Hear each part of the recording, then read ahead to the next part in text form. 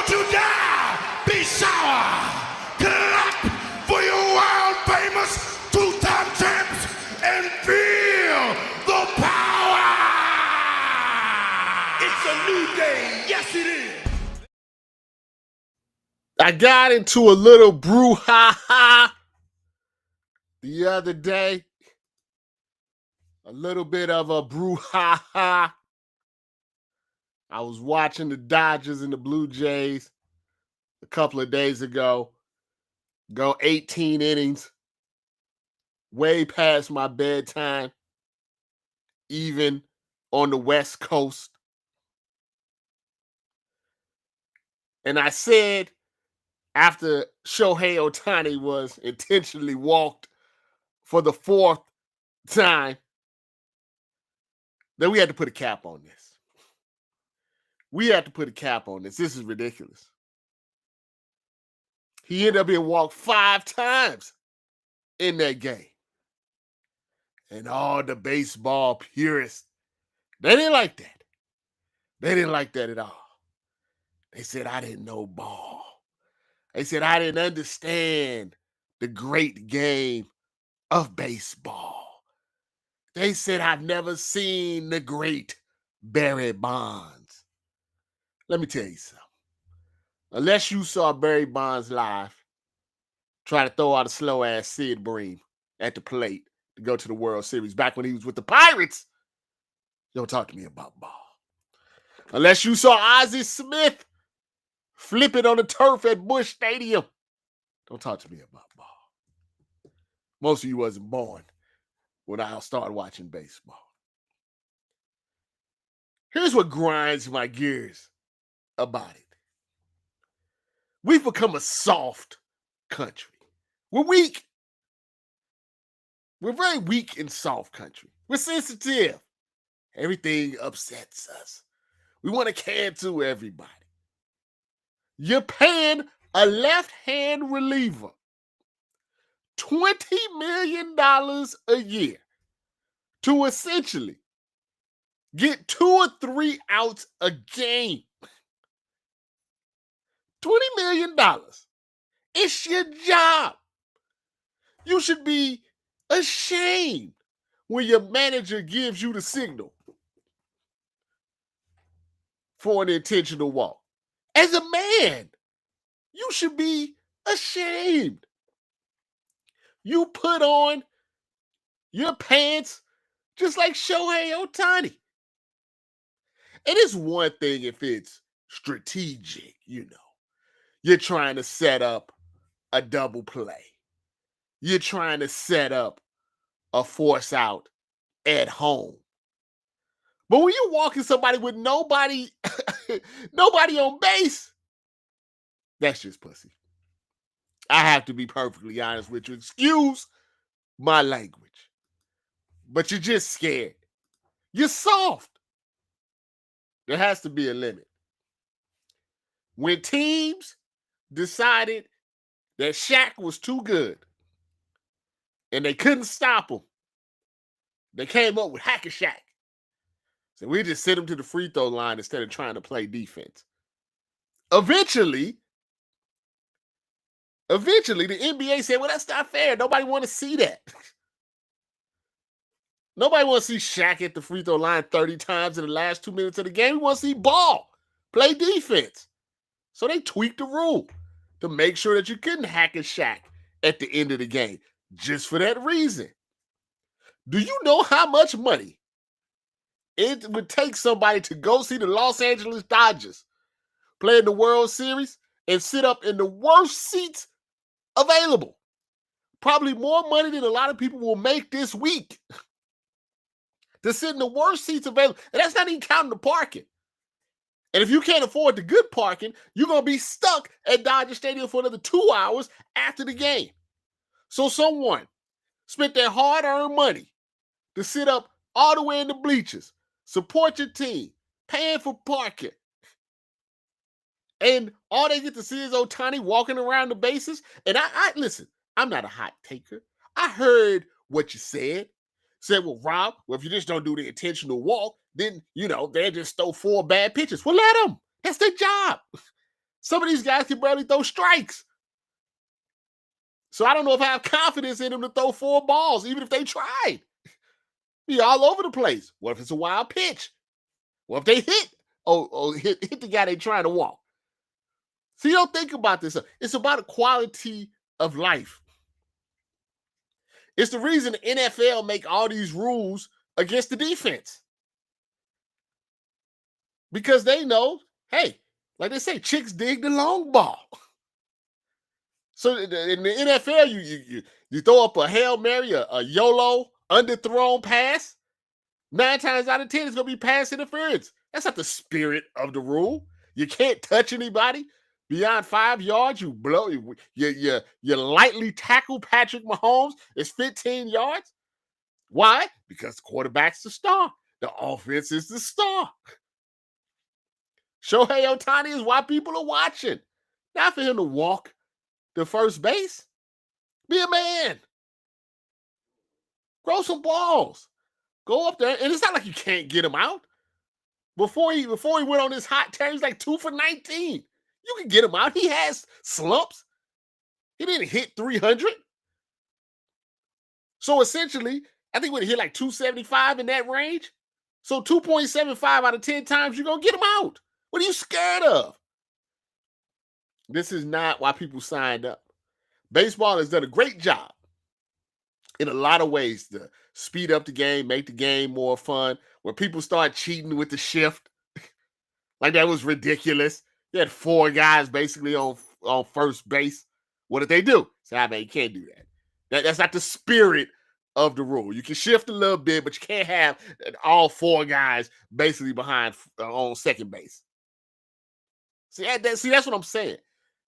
Say with pitchers, pitchers hitting, and nobody want to see that.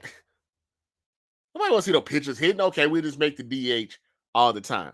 Oh, guy comes in, pitches 1 pitch, and then the manager comes out, take him out. No, that's stupid. Nobody want to see that. It elongates the game. You got to pitch to 3 guys.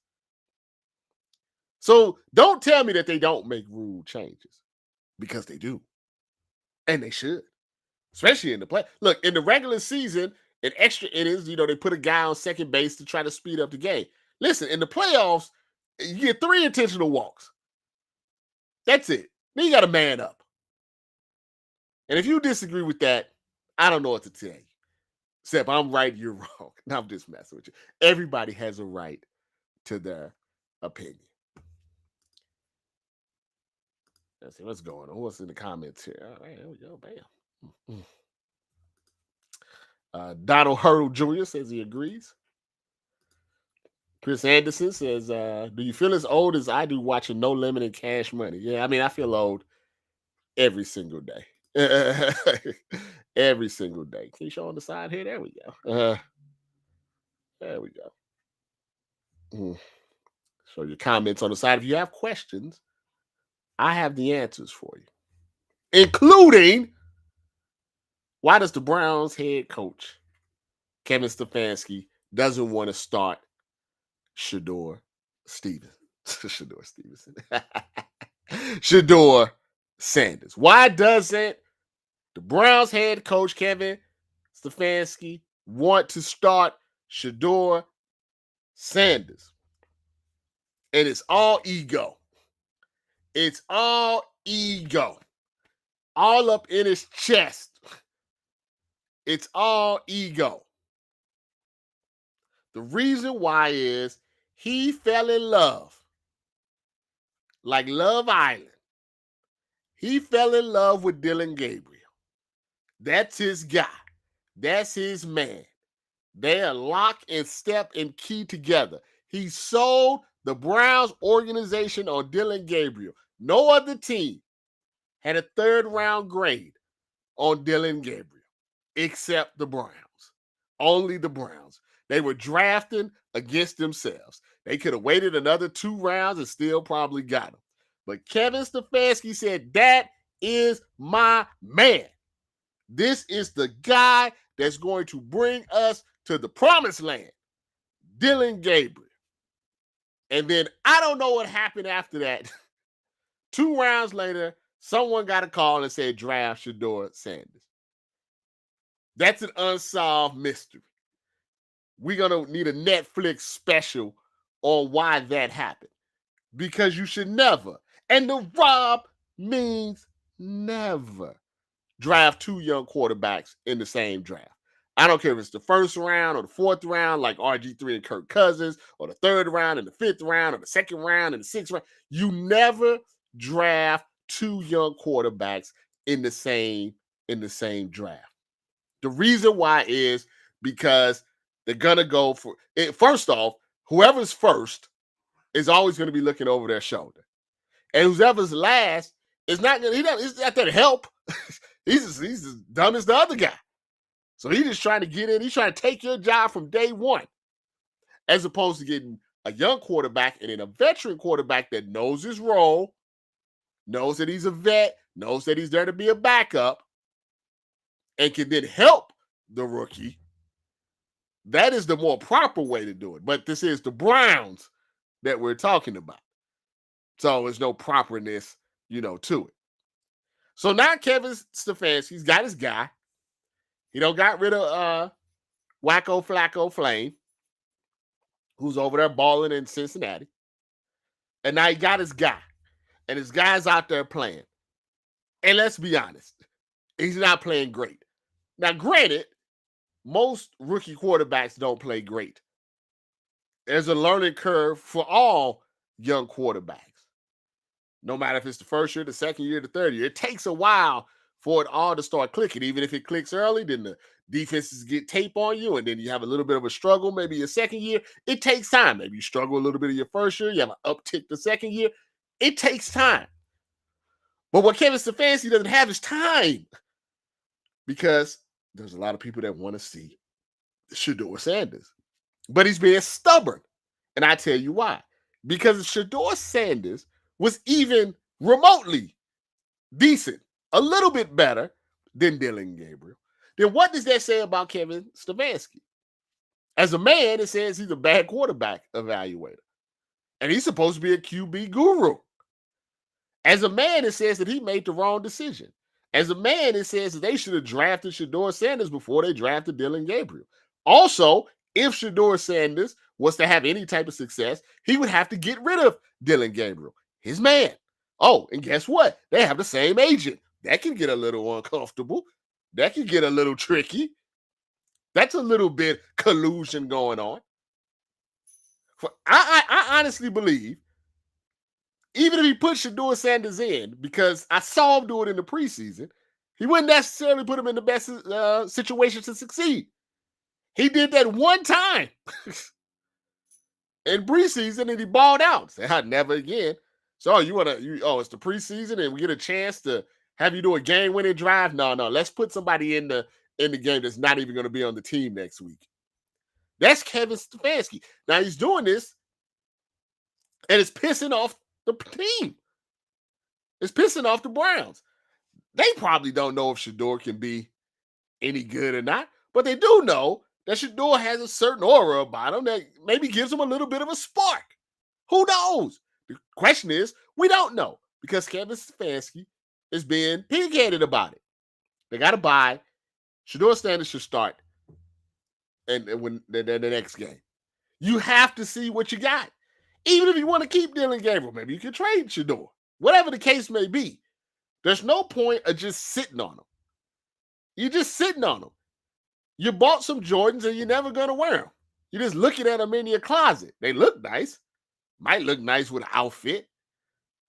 But you're not going to put them on. You bought a car, it's in the garage. You're sitting there, you're paying on it. Every month, it's just sitting there. Go outside. Go drive around some mountains. But once again, this is the Browns that we're talking about.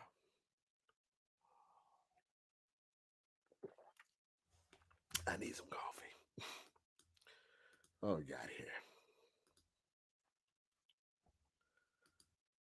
So how do you feel about Michael Jordan comments on load management?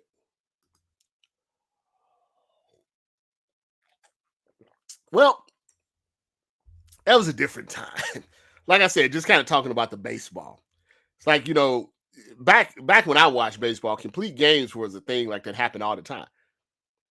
Pitchers pitch 9 innings, 8, 9 innings. You expected your starter to go at least 6 innings. Now these guys go in, they do 4 innings, they come out and everybody's giving them high fives. The hell are you giving me a high five? I only went 4 innings. You're the starter. I would never give a starter a high five after 4 1/3 of an inning. What is that?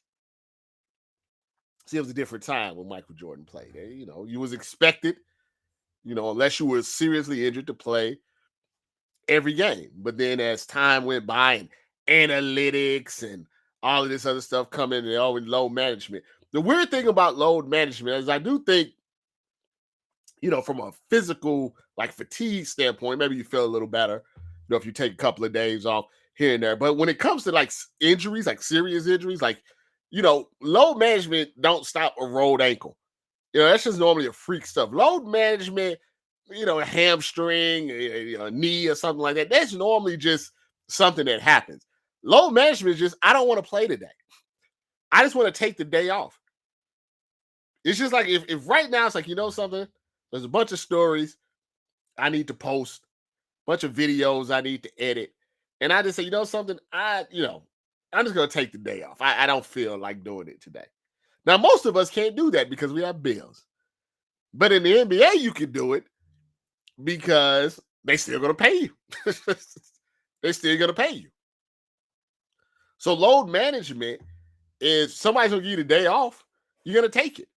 It just wasn't a thing in the 90s or before that.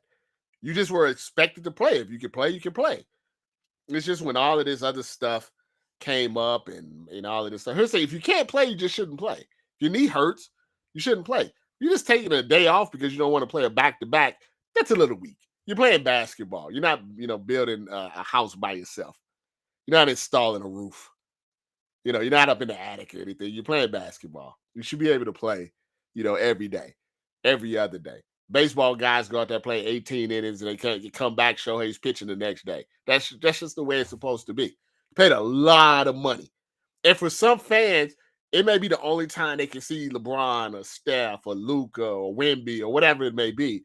And so if you get a low managed day and you don't took your kid, you don't saved up all this money, because a lot of times it's what families have to do. They have to save up money. It's not cheap to go to these games. You save up money. Your kid's favorite player is XYZ. And, you already bought the tickets in advance. You made the plans. You took them out from school. You bought them the jersey. You got the popcorn. And then you get there and they say, oh, Joel Embiid's not playing today, or Kawhi's not playing today. It sucks. Yeah, that sucks. It sucks for the fans. But who cares about the fans? Nobody cares about the fans. A non-sports topic for you. Ladies, you got to stop getting the BBLs. I'm just being honest with you. You have to stop getting the BBLs. I shouldn't see a BBL murder story at least once a week. You don't need it. It's unnecessary. It's not necessary to get a BBL. It's really not. Real dudes, real guys, just like you for who you are. Now, granted, maybe you're trying to get Zion Williamson. Maybe you're trying to get an athlete. Maybe you're trying to get a rapper, and they like the BBLs. I don't know. Maybe you're trying to get Trayvon Diggs, Stephon Diggs. I don't know. And they like it. But if you just want a regular, nice guy that's going to be nice to you and take care of you and maybe start a family and all of that stuff, you don't need a BBL. It's not necessary. I saw the story we did the other day about the cop. The lady cop went over to Colombia, got a BBL, died. That broke my heart. You know why? Because married with 3 kids. So your kid, how do you tell that to your kids? How does the husband go to his kids and they say, well, where's mommy? So, well, mommy passed away. Well, how did, mommy, why did mommy pass away? Well, mommy passed away because she went to Colombia to get a BBL. That's messed up. You don't want to do that. You don't want to have to do that. No BBLs. It don't. First off, if you see the BBL in real life, they don't look great. I'll be honest. It doesn't look good. And at a certain point, you are going to get older. And you're older, you have all these foreign things in your body. It's probably not going to be good for your health. You're probably going to see a lot of these BBL bandits dying in their 40s and the 50s and the early 60s. It's not good for your health. You should not get a BBL. I don't want to do any more death stories about a BBL. I know you see your favorite IG model or you see the Kardashians or whatever, and they making billions of dollars, and you just want to be. It's not necessary. I'm telling you, as an OG, triple OG, homeboy that's been checking you out at school or at your job or when you go to church or whatever, he likes you for you. He likes your hair. He likes your smile. He likes the way you talk about things. He likes the way you dress. No, you don't need to BBL. Just be you. Being you is enough. Speaking of which,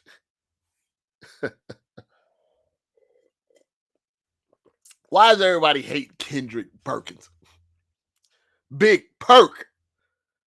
Every other day I see somebody say they don't F with Perk. They got beef with Perk. Perk is capping. I can't believe Perk said this. Why do you need an Advil when you got a Perk? Everybody hates Kendrick Perkins. And I'm going to say something surprising. I'm going to come to Kendrick Perkins' defense. Because when you are in media, you're not really supposed to have friends. And I know that's a tough thing for the athlete going into media. Because the athlete going into media is crossing over to the other side, the side of the enemy. And a lot of players, current players, don't like that. You see Cam Newton and other people there. It's always some back and forth, going on. Because as media, your job is more or less to critique. And when you've played the game and now you're critiquing people like you were critiqued, some people see that as hypocrisy. As someone that's been in the media for a very long time, I made a hard, fast rule after speaking to Bernard Hopkins many, many, many years ago. When I spoke to Bernard Hopkins, I was a young pup. I was covering my first boxing event. Not my first, my first or second boxing event. Manny Pacquiao versus Ricky Hatton, RIP to Ricky Hatton, a great, great guy. And I remember I was in the media room and I was watching these media people that are taking pictures with Oscar De La Hoya and just kind of acting like fans. And I remember I got it on my shoulder. It was Bernard Hopkins. And he looked at me dead in my eye. He said, listen, if I ever see you doing what they doing, I'll make sure you never get in here again. You're not a fan. Act like you've been here before. You're not a fan. You're not friends. And I took that to heart. And for 20 plus years, I really haven't had any friends about the people that I've covered, except one. Except one. The only one that I would consider a friend, and no matter what he does, I'm going to be on his side, is Chad Johnson. Ocho Cinco. I've said that before. I guess everybody has an exception to their rule. Chad Johnson is my friend. Ocho Cinco is my friend. He is a friend. If he needed something and he called, I would do it. But beyond that, I don't know none of these guys. And I'm not trying to be their friends. And that's what's happening to Big Perk. Big Perk is trying to do his Stephen A. Smith thing, which I understand because if you do your Stephen A. Smith thing, right, you make $20 million a year. So when people say, why would you want to act like Stephen A. Smith? Well, he makes $100 million. He's going to make $120, $140 million over the next 4 or 5 years. That's why people act like Stephen A. Smith. So I get it with Big Perk. He's trying to go viral. He's trying to say things that are interesting. He's taking stuff from Ball Sack Sports. He's trying to do the Stephen A. Smith thing. And one of those type of things is taking, little shots at people that are popular, be it Kevin Durant or John Moran or whatever. But that's his job. That's what he does. Now, granted, people say, oh, he's taking credit. He said he's the leader of the Thunder, and he was the reason that they went to Memphis. I mean, maybe. I mean, we don't know what's going on in those ESPN meetings. Maybe he was going in there and saying, hey, let's go to Memphis, for a week and go cover, Ja Morant. I mean, it does seem like a little cap. It does seem like he's going to put a little hot sauce on it, but that's media in 2025. That's why he's gotten more popular as a media personality than he ever was as a player. I would say more people know him now from ESPN than they did when he was playing with the Thunder or playing with the Celtics or playing with the Cavs or whatever. Like, he was known. He was a guy, but he wasn't like, Steph Curry wasn't Draymond Green. He was Kendrick Perkins. Just a guy on the team. He won a championship. People talked about him. I'm sure they knew who he was. But now, it's every other day, somebody's talking about Big Perk. Everybody's talking about Perk this, Perk that. That's his job. That's the plan. Well, I honestly believe when these guys say they know, I wouldn't be surprised if he wrote out a script. I wouldn't be. Like, before he went on the podcast or before he goes on, obviously he writes out those jokes. But he's like, listen, what can I say? What can I do to make sure that I am in the news?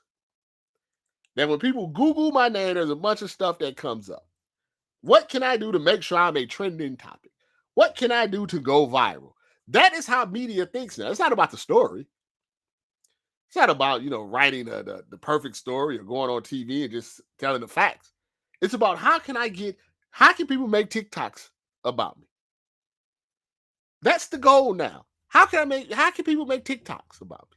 How can I be on TikTok? If I'm on TikTok, that means something good is happening. Now, is that good or bad? It's probably bad, but it's the reality of it all. So, Big Perk, if you're watching, I understand. You keep doing what you're doing. You're on the TikToks. I see them. You're ticking and you're talking. Now, maybe it's not all for the right reasons, but it don't matter. I see you on the little trending topic side. I know your contract was a little better than your last contract, and you're hoping the next contract's a little better than this contract. It's very difficult to tell people that what they're doing is not working when they're making more money for doing it. Let me repeat that like Dr. Umar. It's very difficult to tell people to stop doing what they're doing when they're making more money by what they're doing. You're telling me don't do this. Don't say this. Don't do this. Why you like this? You sold out. You did this. You did that. And then when contract times comes, they say, oh, instead of $1 million, we're going to pay you $2 million. See, that don't mesh. You understand what I'm saying? Don't mesh. You're telling people, don't say this. Don't do this. You're selling out. Oh, you're a hater. Oh, you're MAGA. Oh, you're this. Oh, you're that. And then when the contract comes or the negotiation comes, they say, oh, instead of $2 million, we'll give you $4 million. It's very difficult to tell someone, hey, man, I don't like what you're doing. Why you dissing him? Why you talking about him? You used to play. Why you being like that? Oh, it's a brother, man. Why you going over there? Why you hanging out with this white girl? When the contract comes and it's $4 million and they say we're going to give you $6 million. Just think about that. That's why these people don't listen. What is there to listen about? They're getting paid. Their wife getting Chanel bags. Their kids in the nice private school. The car looks nice. Clothes look good. House is paid for. Well, they care about what you think on the internet. You didn't think about that, did you? No, I didn't think so. I appreciate you coming to another episode of BSO Live with Robert Littal. Subscribe to all the channels. You know what to do.